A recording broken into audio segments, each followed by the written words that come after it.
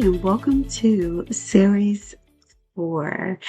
So, this is the episode 4 Guardrails that enable care, making FERPA and HIPAA work for students. So, welcome back to Roots and Resilience, the podcast where we dig into ethical leadership and practical strategies for thriving in adversity. I'm Dr. Teranda Knight. I am a doctor of behavioral health, unlicensed professional. So none of the information I share is truly about providing any level of treatment or care to anyone. And if that's what you need, then by all means, you would need those level of professionals. And if you need guidance on who would best fit your needs, I am here to help you with that process as well. But I'm the author of The Plan of Leadership, Cultivating Ethical Growth in Times of Adversity. And today's topic, privacy. Boy, is it an important topic. But here's the twist. Privacy isn't a barrier, okay? It's a guardrail. So think of it as like,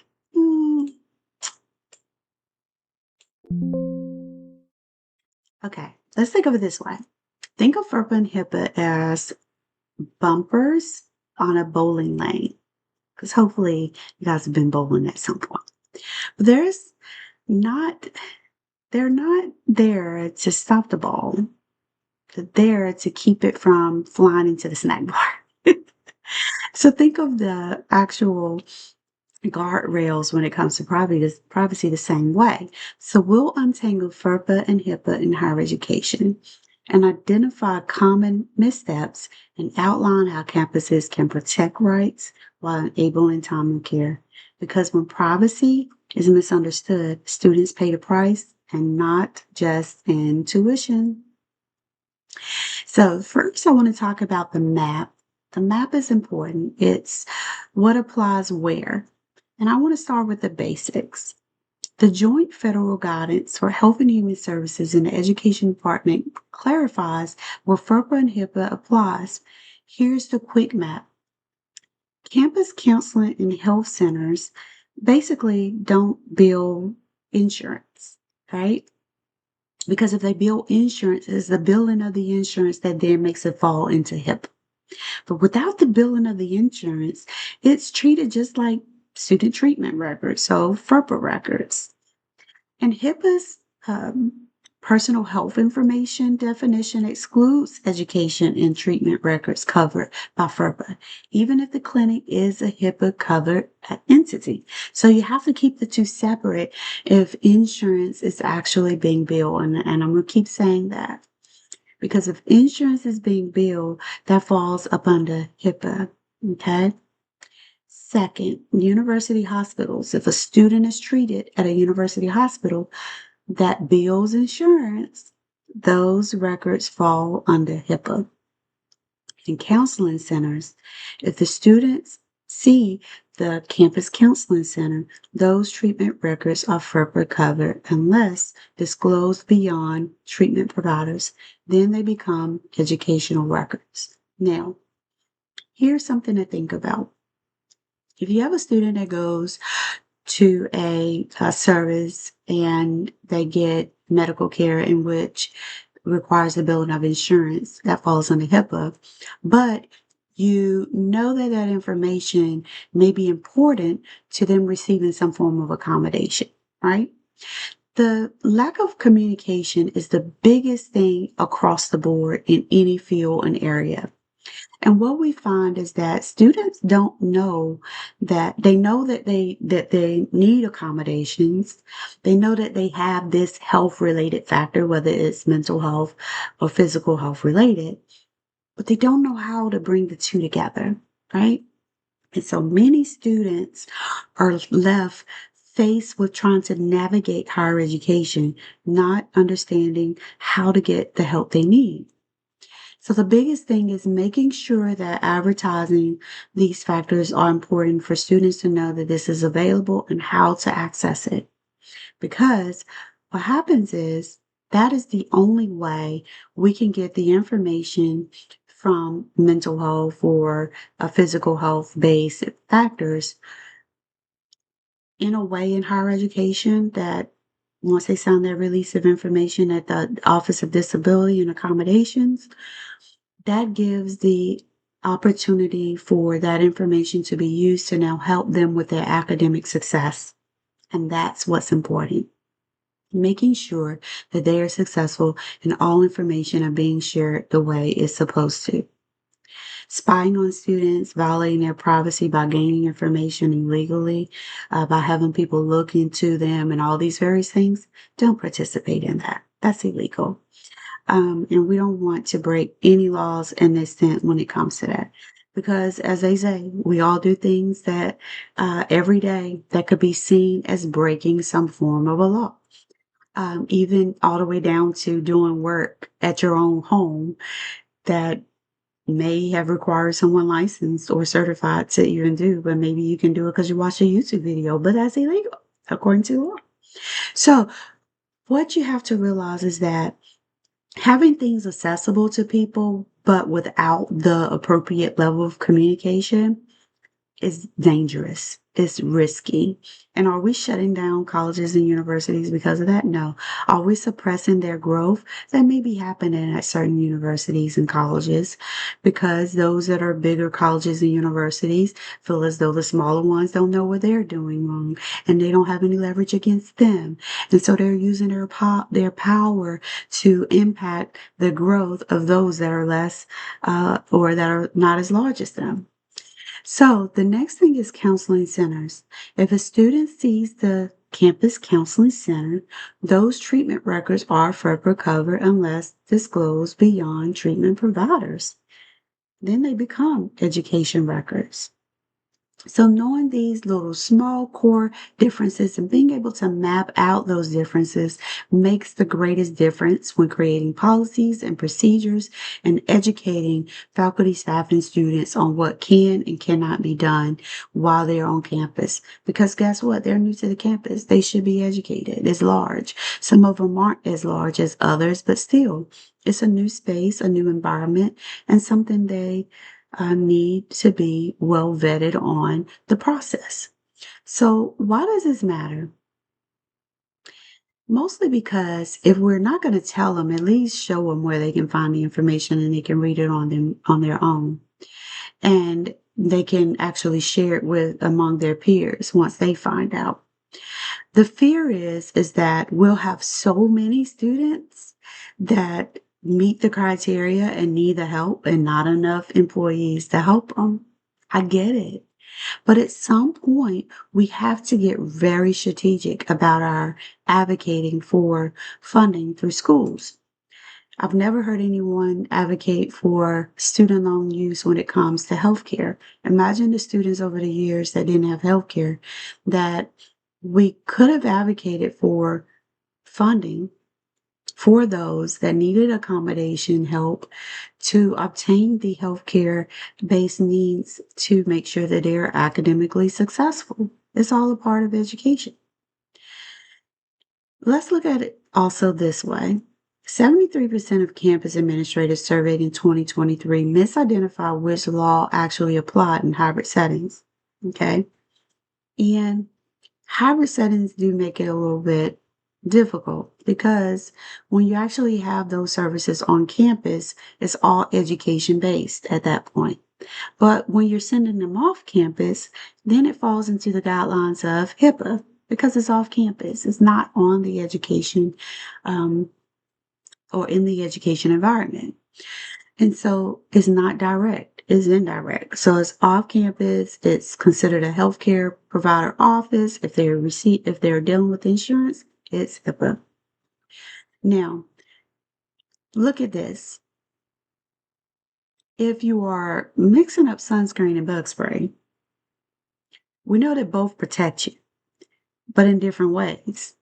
And what if you're using one inappropriately? Maybe you're using the bug spray when you should be using sunscreen, or sunscreen when you're supposed to be using bug spray. That's what's happening when it comes to FERPA and HIPAA because there's a lack of understanding around that core factor. Next, Let's talk about share wisely, minimum, necessary, and legitimate interests.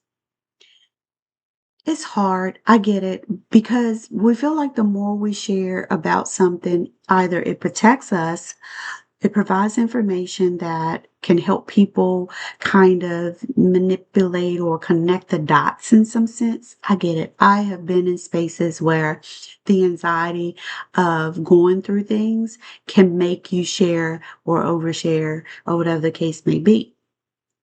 And many times make those preying on you feel as though that is an opportunity to take that information and misuse it. So under FERPA, campus officials access records you only with legitimate educational interests, and disclosure should meet a minimum necessary threshold.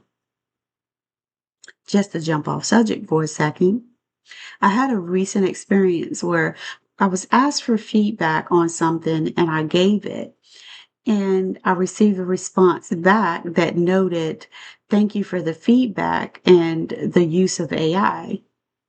Well, my concern with that was first, why was it even important to you to highlight the fact that if it was AI, if or if not, I did use it?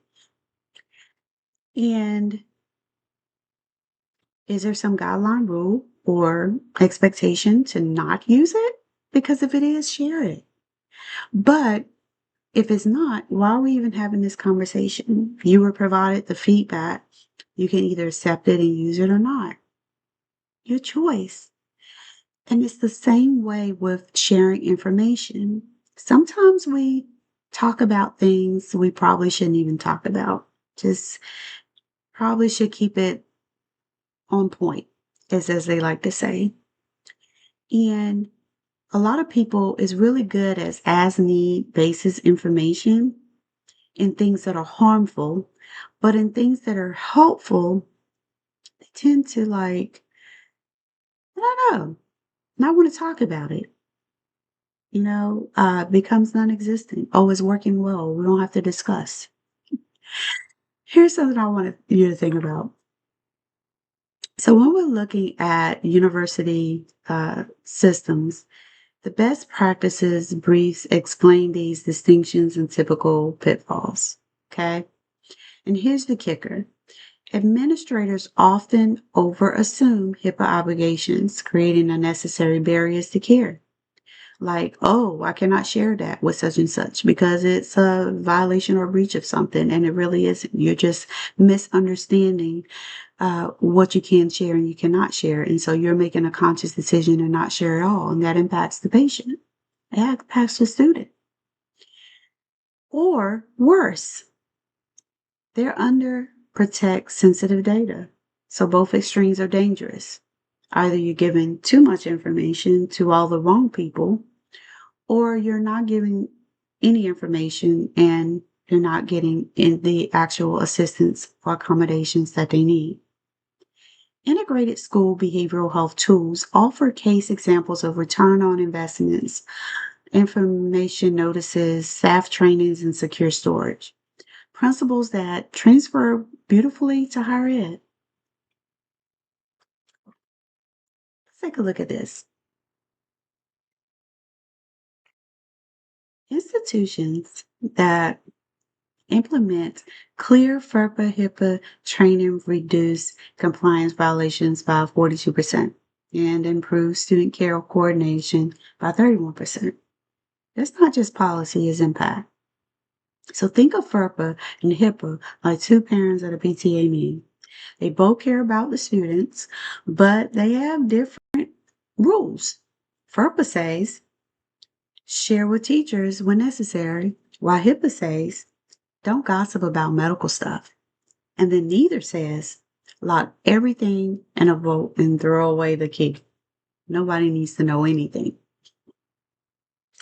This is what happens in our environments of higher education because everybody's afraid of breaking some rule or guideline or law and not realizing by what they are doing, they're breaking a rule or guideline of some sort or law. Most of the time, they're just decide to do nothing. okay, which is still breaking a rule, a guideline, a law, because that's neglect. You're neglecting to actually do your job. When we talk about those things, none of this is to bring fear or anxiety or depression or any of that, or to call anybody out and say they're doing something that's inappropriate or wrong. It's just moving from denial to acceptance. And those are two key transitions of change that's important to bringing change. I know change is easy for many of us, but for so many it's difficult. And that's why I wrote the book, because it's important for us to have roots of resilience, because no one's perfect and no one's going to get it all right. But we should be able to hear when people are saying these are the gaps, these are the issues, this is how we can improve it. Because that's the whole point of what we do, how to make it better. And what brought about these acknowledgments was the virtual world. To throw something into the mix that people was afraid of, that brings anxiety or some sense of discomfort, brings on another sense of bias, judgment, and all these factors that impact its ability to grow. It's going to happen, right? We have to accept it and we have to realize why it's happening. It's just like the message I got about, it looks like I use ChatGPT or AI. Well, let's just say I did. Research supports that using it when writing or doing important projects reduces error. And it reduces error in a rate in which we as humans cannot. Because when humans are doing things, it comes with all of our emotion, all of our feelings, all of our thoughts. And those are the things that builds our bias, and whether implicit or explicit. It's the things that build those judgments and prejudices that we have that comes into spaces. They should never exist, but they do, right?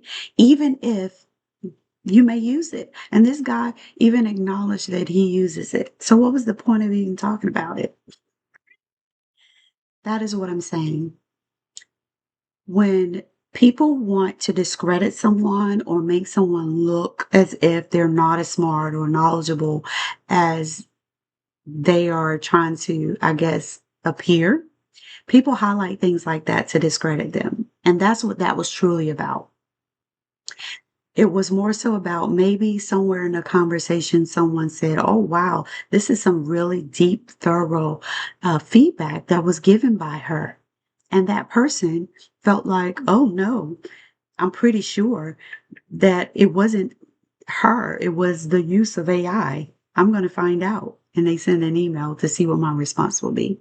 I will never accept or deny because it's irrelevant and it's not important.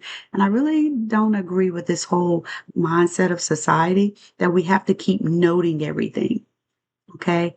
We teach our kids to say, the cat ran from the monkey, and repeat it after me. Now you write it just like I do. But then we came out with some rule, guideline, or law about plagiarism. But we teach that process to our kids at a young age to do that. And then when you go to college and at universities, they say, read the research. What does it say? Analyze it. Put it in your own words, but it's not your own words. It's words created by someone else with their own meanings and their own annotations. And you're learning those to be able to construct these sentences. So really nothing is our own ideas. It all belonged to someone else. There are things that are created that are new off the basis of something that was already there. But I don't agree to this whole concept that we create in the digital world, that digital is bad. Digital does all these things. People are bad. People do all these bad things. But we're not trying to shut them down. Well, I guess we do in society. I have to take that back. I guess we do. We trump up charges on people for things they didn't do to have them locked away. We um, tend to create a pitchfork alliance of people to just murder or unalive someone. uh, spiritually or within their soul, through their career and various other things, right? See how far we can actually go. So I have to really think about that. So we're gonna save that for another podcast episode. But when we think about virtual counseling, digital intake, it adds complexity. And here's what you need. You need role-based access, you need audit trails, you need breach response plans, and you need alignment with FERPA and HIPAA. Articles on digital counseling highlight risk mitigation and governance in modern campus ecosystems. We don't shut schools and universities down. We help them. We want them to grow. We want them to thrive. Anything that is new is risky. If we shut down things that are new that is high in risk, we would never have any of the things we have today. Someone had to go out on a limb to try them. And that's what my service is about. Just looking for someone to take the opportunity to go out on a limb and try it and see where it leads you and how successful your campus can be. And don't forget, crisis exceptions, define and rehearse health safety emergency procedures based on federal guidance. Okay? Because where we want to say hierarchies, really federal should trump state, and states should fall under federal, as they say it should. But states are giving a lot of reign to create and basically practice and maneuver how they choose in a lot of things, which shouldn't exist. It should be across the board. Practice decision trees with cross-functional teams. And here's a fun fact I wanna leave you guys with before I do my little reflection. 68% of data breaches in higher education involve misconfigured access permissions. Did you know that? Did you know it come from those little things that pop up that says privacy here, I accept or I reject? Yeah. But here's the kicker that many people don't realize. They don't realize that regardless of if you reject it, you could say no to everything. If it was sent to you on malice, like someone intentionally trying to do something or create some narrative about you, they can violate your privacy still. They maybe cannot use that you gave permission. They will attempt to use that and say that you gave permission because they can access and control it. But that's where documentation and screenshotting and doing various things. I know it's a full-time job to protect yourself, but that's what we have to do.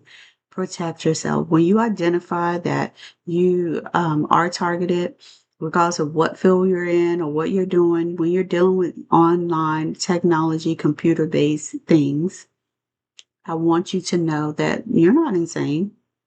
These things are legitimately happening. And to make sure that you're using external drives to save your information on. And yeah, just stay safe, you guys. Because it's like leaving your dorm room door open with a sign that says free snacks. Just say it. And sometimes you don't. And the people just come and take as they please. Right? But here are your first three moves that I want you to think about. First, publish a plain language privacy explainer for students and staff. Secondly, run a tabletop exercise or crisis exception with counseling, registrars, and dean teams. And then third, audit role permissions and access logs in your current systems. Each term, fix drift immediately, and know these aren't just compliance steps. They're resilient strategies because ethical guardrails don't just protect data, they protect trust. No, you can follow, listen to all of these wonderful new episodes coming up in 2026 that is going to be great. Some is on edge because they feel like I'm sharing too much of my intellectual property. But here's what I have to say about that. Opportunity will come. It is right, prime, optimal basis. And I want it to come without negativity, bias, trying to set you up to fail before you even start. It's about being in spaces with people that want to see people succeed. And that's the campus I'm looking for. I'm looking for the campus that is truly wanting their students to succeed. So I'm challenging colleges and universities. Let's see who wants to truly see their faculty and their staff thrive, their leadership teams thrive, and their students be successful and really have true, happy, cohesive, and functioning campuses that has safety at its first best. Because addressing all these things keeps your campuses safe. No, you cannot control the people that come on campus, but you can have a good basis of control for those that are there. And no, every campus is different. Some have students that come that may be sexually inappropriate, have drug or alcohol related issues, have mental health concerns before they come to campus, have physical health concerns before they come to campus. Whatever the case may be, they are trying to survive and thrive in a world, and we are supposed to be there to help them. So go ahead and follow me. You can visit my website at www.virtuallyrenownedconsultingaccessllc.org, or you could just go to the web and type in Virtually Renowned Consulting Access LLC. It'll pop up my website and it gives you access to everywhere. All my TikTok, my LinkedIn, my Facebook, my Instagram, here on YouTube. You can see various different videos that are there. Know that every week I give a micro lesson. And if it's a week that I don't, know that I'm going to provide something that's motivational for you or something that sparks some idea of why you should reach out to my services today. And remember, never feed the beast, never fed the beast. Work hard and stay peaceful, and know that you can have roots of resilience. And until next time, I'm looking for you and your campuses and your student population to be successful. So, thanks for joining.